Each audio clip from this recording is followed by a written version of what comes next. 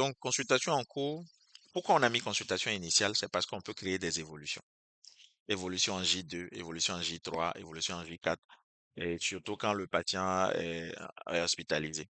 Donc, consultation initiale, c'est la toute première fois que le médecin reçoit son patient. Bien, motif de consultation. Donc ici, le médecin va cliquer et va pouvoir, euh, il a ce qu'on appelle un algorithme de suggestion, c'est-à-dire un peu comme nos claviers fonctionnent. Dès qu'il tape les deux premières lettres, il a la possibilité, il a des propositions qu'il choisit pour aller très vite. Et donc, ça le, ça le libère de toute la saisie sur son clavier. Donc, je veux vomissement, je tape VO, j'ai vomissement. D'accord? Je veux douleur abdominale, je tape DO, j'ai douleur abdominale. Et je fais enregistrer. Et donc, ça permet au médecin de gagner énormément de temps. Et donc, qu'est-ce qu'on fait? Nous, on peut horodater ce qui a été fait par qui, quand. Donc, ici, on a Dr. John Doe qui a mis les constantes, donc a mis les motifs de consultation le 12 à 10h04. Et si on descend un peu, on verra Aïssatou Yvette ici qui a pris les constantes du patient à 10h. Donc, on a ces éléments-là, ces rubriques-là qui sont sur la fiche. Ça, c'est la fiche de consultation du médecin qu'il peut totalement reparamétrer. On va par exemple dire, il veut réorganiser tout ça et il voudrait voir les constantes d'abord avant les motifs de consultation. Donc, il peut déplacer et il peut enregistrer, simplement. Et s'il le souhaite, il peut rajouter d'autres sections. Donc, on a une section qu'on n'a pas, qu'il n'a pas. Bah, s'il le souhaite, il clique, il fait modifier. Donc, il peut décocher un élément, par exemple, il ne souhaite pas faire l'anamnèse. Il peut décocher comme il le souhaite. Ou il peut recréer une nouvelle section. Ici, par exemple, prochain rendez-vous, histoire de la maladie, compte rendu de consultation, grossesse, certificat de repos. Il crée la section qu'il souhaite et puis il la remplit simplement. Donc, on a les constantes qui ont été prises par Aïssatou Yvette. On a les motifs de consultation qui ont été enregistrés par le médecin. Et le médecin passe à l'anamnèse. D'accord? Mais rien n'est obligatoire ici.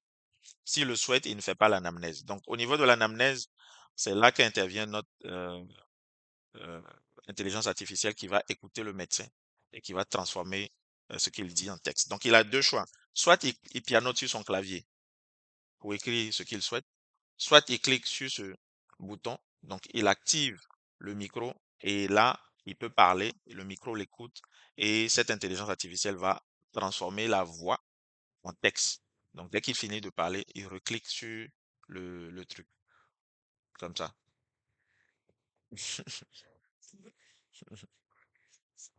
Donc, on va dire quelque chose de vraiment médical, d'accord? On va dire, le patient se plaint de symptômes, le patient se plaint de ses symptômes. Alors, attends, on va reprendre.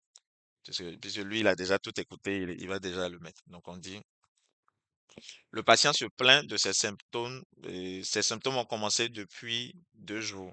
Il se plaint de douleur à l'avant-bras, de céphalée et de vomissement, commencé depuis 3 jours. Alors, voilà. Et donc, il met tout ça. Donc, signe associé, signe négatif, traitement avant admission, évolution. Et puis, il peut enregistrer simplement sa chose. Et donc, ça, c'est le speech to test de Clinica qui va permettre au médecin de parler, de remplir le dossier à souhait. Alors, je pense que j'ai un petit problème de connexion. On va recharger la page. On va retourner dans le dossier du patient.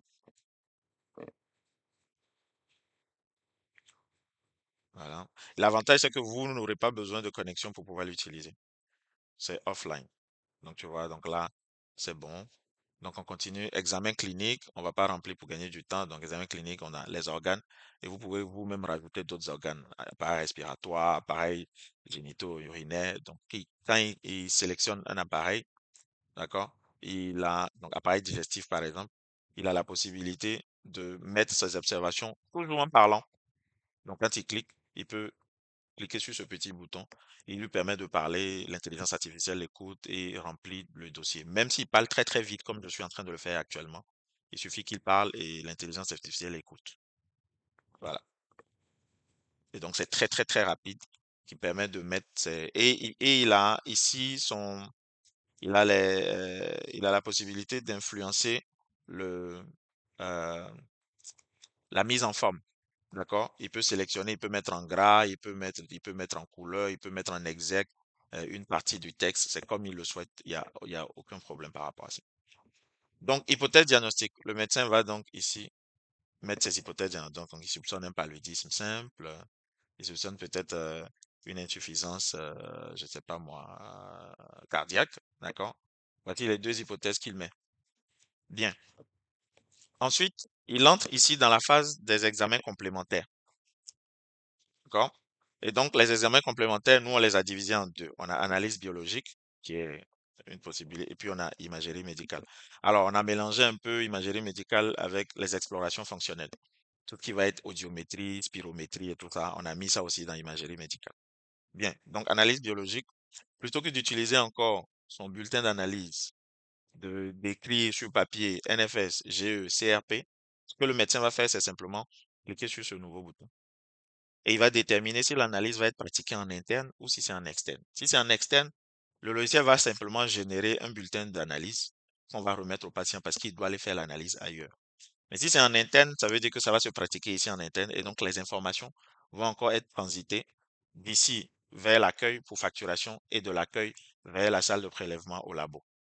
Donc ici, je garde interne et j'ai la liste ici de toutes les analyses que vous-même vous avez préenregistrées ici dans configuration.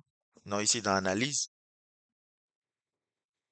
Là, tout ce qui est hémato, tout ce qui est bilan lipidique, tout ce que vous-même vous avez créé, eh bien, c'est ce qu'on récupère ici chez le médecin directement là. Donc, le médecin, il a la possibilité de chercher. Donc, il veut prescrire une goutte épaisse, d'accord? Une numération formule sanguine, donc, ou hémogramme complet en fonction de comment ils ont écrit, hémogramme complet. Et puis ici, une CRP. Voici les trois analyses que le médecin demande. Il fait suivant et là, il doit renseigner le renseignement clinique. Donc, syndrome infectieux. Voilà, qu'il enregistre. Bien. Voici où ça devient intéressant, ça devient très, très rapide, où il y a une intercommunication entre les modules. C'est que le médecin qui vient de prescrire ces trois analyses-là, la caisse aura déjà récupéré ces trois analyses et aura déjà fait la facturation. Donc, quand le patient arrive à l'accueil, on sait déjà que Abdul doit payer 12 000 francs. Elle est même capable de lui dire, vous allez payer 12 000 sans même savoir les analyses que le médecin lui a demandées. Donc, quand elle coche, on a maintenant les analyses que le médecin lui a demandées avec les quantités, avec les montants que vous avez préenregistrés vous-même directement. Comme on ne sait pas quelle analyse le patient euh, peut faire en fonction de ce qu'il a dans sa poche, on détache ces analyses-là ici et le patient peut dire, écoutez, vos histoires là, moi CRP, je ne sais pas ce que c'est. Je veux faire pour le palu là, et puis je veux faire pour l'infection. Puisqu'on lui a donné des explications là-bas. Mais pour la CRP, il dit qu'il n'a pas l'argent. Il ne va pas pouvoir le faire. Donc, on lui coche ces deux-là. Et puis, mais s'il voulait faire tout, on aurait coché simplement ici. Voilà. Donc ici, on coche les deux et on procède au paiement.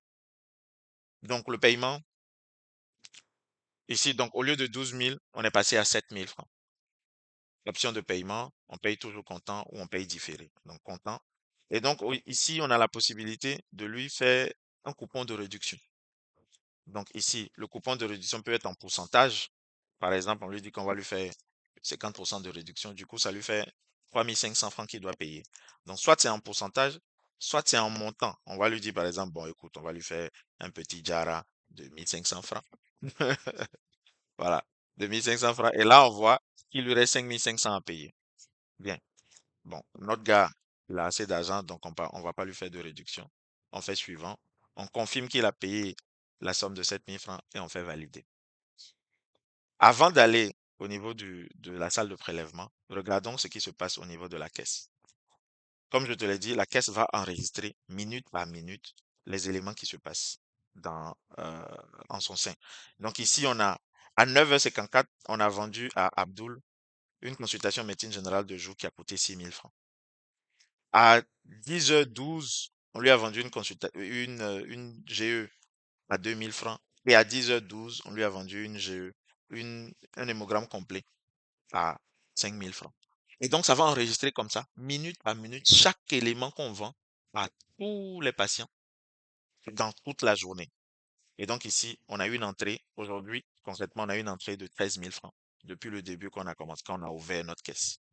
Bien, allons maintenant au niveau du laboratoire pour voir si le labo a récupéré euh, Abdul.